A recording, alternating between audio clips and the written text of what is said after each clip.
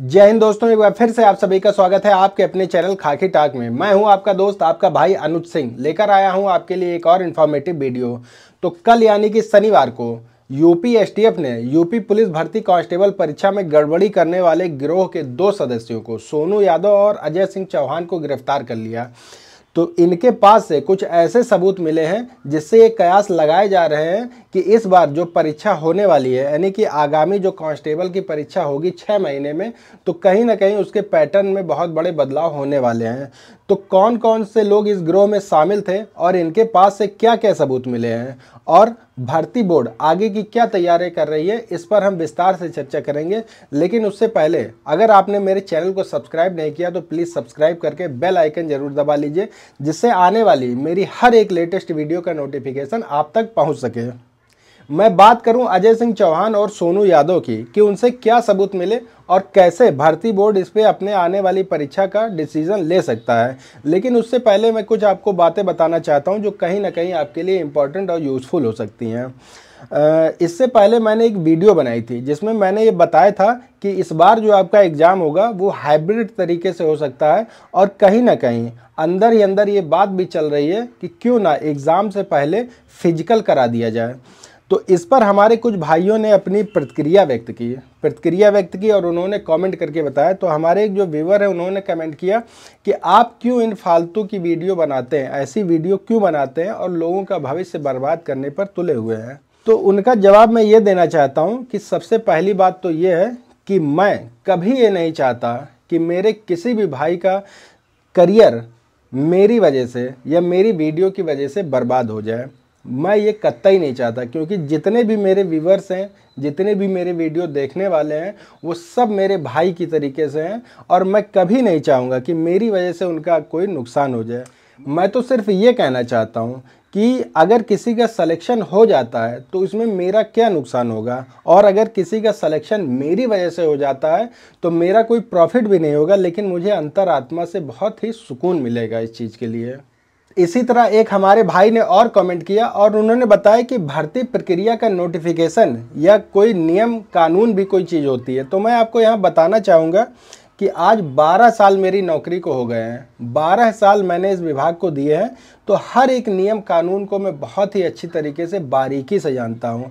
मेरे बाद कई जूनियर बैच आए, मेरे बाद कई लोगों की भर्ती हुई और मैंने हर तरीके की जो सिचुएशंस है उसको फेस किया और मैंने देखा है कि कैसे बीच भर्ती में नियम और कानून चेंज होते हैं। बहुत बड़ी बात नहीं कर रहा हूँ, मैं सिर्फ अपनी बात कर रहा हूँ कि 2011 में जब मेरा सिलेक्शन हुआ था तो उस समय वैकेंसी निकाली गई थी 34,900 कुछ वैकेंसी थी, लेकिन जो फाइनल जब सिलेक्शन हुआ था तो करीब 36,000 लोगों का सिलेक्शन हुआ था। अब आप पूछेंगे कि ऐसा क्यों, तो वो होता है और इसका लिखित में अगर आप सबूत चाह रहे हैं तो आप सबसे पहले अपना ऑफिशियल जो आपका नोटिफिकेशन है आप उसे डाउनलोड करिए। मैं लेकर आया हूँ आपका जो ऑफिशियल नोटिफिकेशन है। इसके पॉइंट नंबर 1.3 में साफ साफ कहा गया है कि परीक्षा से पूर्व किसी भी समय रिक्तियों की संख्या परिवर्तित की जा सकती है। भर्ती किसी भी समय या भर्ती के किसी भी स्तर पर कोई कारण बताए बिना निरस्त की जा सकती है, साफ साफ इसमें लिखा हुआ है।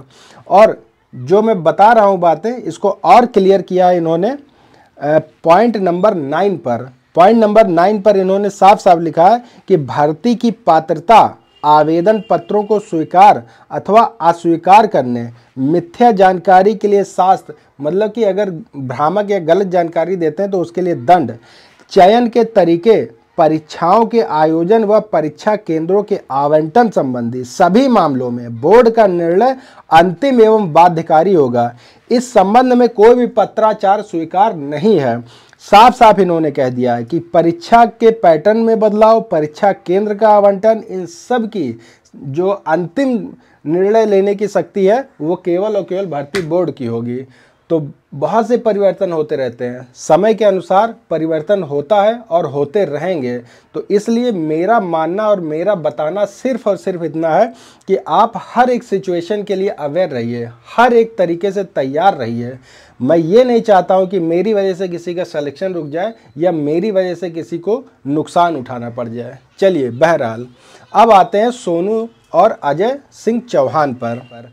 जब अजय सिंह चौहान और सोनू यादव को एसटीएफ ने कल गिरफ्तार किया, उनका इंट्रोगेशन हुआ, तो उनके पास से कई मोबाइल और सिम कार्ड बरामद हुए। जब मोबाइल को जांच किया गया तो उनके मोबाइल में गैलरी में कई अभ्यर्थियों के एडमिट कार्ड, रोल नंबर और भर्ती प्रक्रिया से जुड़े कई ऐसे साक्ष्य मिले। जैसे कि जब उनका व्हाट्सएप चेक किया गया तो व्हाट्सएप में पाया गया कि उन्होंने कई लोगों से चैटिंग की है, और चैटिंग इसलिए की है कि उन्हें पर्चा लीक कराकर पर्चा प्रोवाइड कराना था। और ये सिर्फ पर्चा लीक कराने का काम नहीं करते थे, ये भर्ती में साल्वर बैठाने का भी काम करते थे। जब व्हाट्सएप इनका चेक किया गया तो कई अभ्यर्थियों से इन्होंने परीक्षा को पास कराने या साल्वर बैठाने के नाम पर 7 से 10 लाख रुपए की डिमांड की। इनके अकाउंट भी चेक किए गए तो अकाउंट में भी पैसों का ट्रांजैक्शन पाया गया। तो जब पैसे का ट्रांजैक्शन हुआ, ये सब चीज़ें जब गहनता से, तो इनकी सारी रिपोर्ट भेजी गई भर्ती बोर्ड को। लेकिन यहाँ ध्यान देने वाली बात यह है कि अभी भी जो इनका मेन सरगना है वो गिरफ्तार नहीं हुआ है। तो ऐसे में ये उम्मीद लगाई जा रही है, जब इनसे और ज़्यादा इंट्रोगेशन हुआ, जब इंट्रोगेशन ज़्यादा हुआ तब इन्होंने बताया कि जो ऑफलाइन एग्ज़ाम होते हैं उनको लीक करना ज़्यादा आसान होता है, क्योंकि हम जो एजेंसी होती है या जहाँ पेपर छप रहे हैं या पेपर जब आ रहे हैं तो इस बीच में हम गड़बड़ी कर सकते हैं। लेकिन जब ऑनलाइन एग्ज़ाम होता है तो गड़बड़ी करने के चांसेस बहुत कम हो जाते हैं। ऐसे में भर्ती बोर्ड ये चाह रहा है कि हमारा जो एग्ज़ाम होगा वो हाइब्रिड तरीके का होगा।